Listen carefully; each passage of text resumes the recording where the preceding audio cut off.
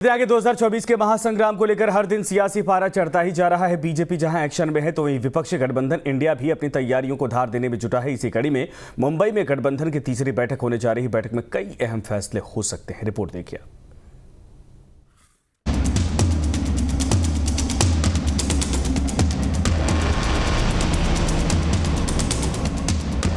...2024 के महासंग्राम को लेकर विपक्षी गठबंधन इंडिया की तीसरी बैठक मुंबई में होने जा रही।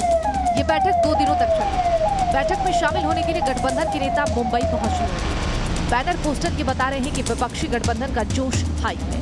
इंडिया गठबंधन की पहली बैठक पटना और दूसरी बैठक बेंगलुरु में हुई। इन 2 बैठकों के बाद से हाल के कुछ हफ्तों में राहुल गांधी की पीएम दावेदारी, नीतीश कुमार की महत्वाकांक्षा, केजरीवाल की अलग राह जैसे तमाम मसलों को लेकर सियासी गलियारों में काफी कुछ कहा और सुना गया।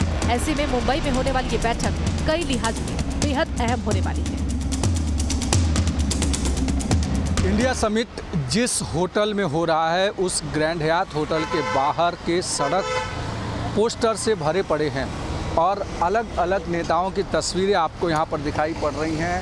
और इससे कोशिश ये की जा रही है कि इंडिया समिट के जो प्रमुख नेता हैं वो सभी इन जगहों से गुजरेंगे और वहाँ पर उन्हें ये लगना चाहिए कि किस तरीके से एक जॉइंट अलायंस तय हुआ है और उसके कारण अब एनडीए की राह आसान नहीं होगी।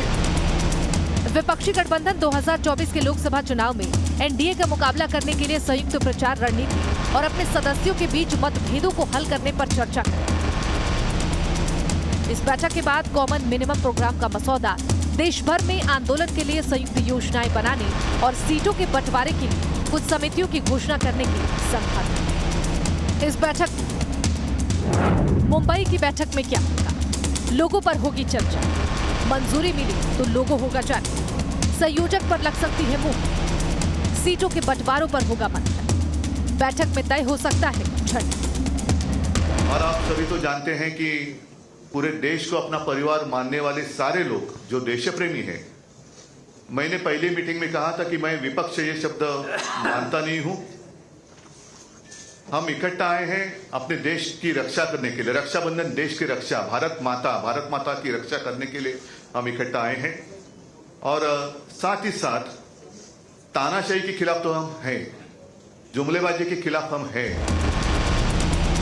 वहीं इंडिया गठबंधन में नीतीश कुमार और खड़गे में संयोजक कौन बनेगा, इस सवाल के जवाब में लालू यादव ने कहा कि ये तो कल की बैठक में तय हो जाएगा। विपक्षी गठबंधन के लिए सबसे बड़ी चुनौती पीएम मोदी के मुकाबले एक चेहरा खड़ा करने की है। बीजेपी गठबंधन को इसी मुद्दे पर लगातार घेरती रही।